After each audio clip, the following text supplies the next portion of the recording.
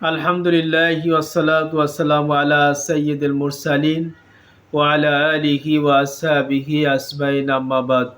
প্রিয় দেশবাসী এবং প্রবাসী ভাই বোন, সবার প্রতি রইল আমার অন্তরস্থল থেকে আন্তরিক শুভেচ্ছা এবং পবিত্র মাহে রমজানের আন্তরিক ভালোবাসা।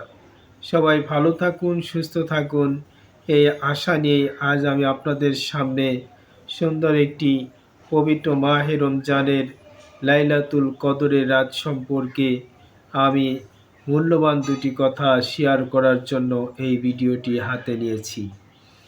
প্রিয় বন্ধুরা, আজকের এই ভিডিওটি মনোযোগ সহকারে শুনবেন। মহান আল্লাহ রাব্বুল আলামিন তার বান্দাকে ভালোবেসে 12টি মাসের মধ্যে গুরুত্বপূর্ণ একটি মাস উপহার দিয়েছেন। সেই মাসটির আরবি নাম হলো সিয়াম।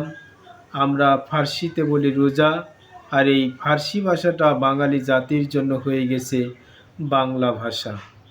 আজকের এই রমজান মাসের আমরা যে রোজাগুলো রাখছি, এই রোজা প্রতিটা মুমিন বান্দার জন্য ফরজ করে দিয়েছেন মহান আল্লাহ রাব্বুল আলামিন।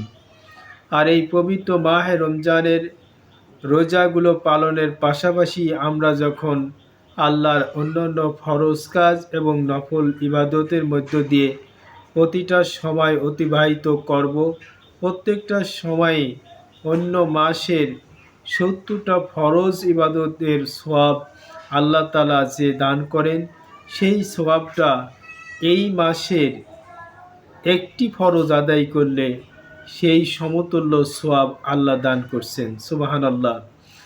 তেমনি অন্য মাসে ফরজ ইবাদতের মধ্যে যে সওয়াব পাওয়া যায়, আর এই পবিত্র মাহে রমজানের নফল ইবাদতের মধ্য দিয়ে সেই সওয়াব অর্জন করা যায়।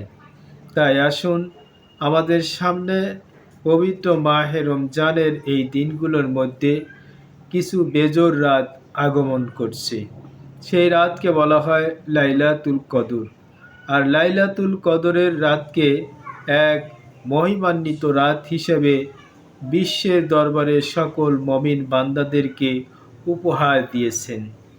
এই রাতটিতে ইবাদত বন্দিগি করলে পবিত্র কোরআনের ভাষায় 1000 মাস ইবাদত করা যে সওয়াব তার বান্দা অর্জন করে, ঠিক একটি রাতে সেই ইবাদত বন্দিগি করলে 1000 মাসের চেয়েও বেশি সওয়াব অর্জন করতে পারবে।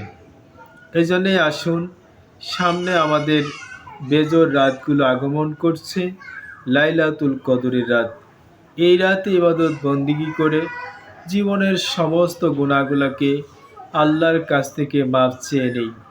আল্লাহ সকল বান্দার প্রতি তিনি ক্ষমা দৃষ্টিতে বসে আছেন, তিনি সবাইকে ক্ষমা করে দিবেন। তাই আমরা দেরি না করে মহান আল্লাহ রাব্বুল আলামিনের কাছে খালিস দিলে তওবা করে পবিত্র লাইলাতুল কদরের ইবাদত আমরা সারা রাত কোরআন তেলাওয়াত, জিকির এবং নফল ইবাদতের মধ্য দিয়ে অতিবাহিত করি। সবাই ভালো থাকুন, সুস্থ থাকুন, শুভকামনা। পবিত্র মাহে রমজানের শুভেচ্ছা রইল।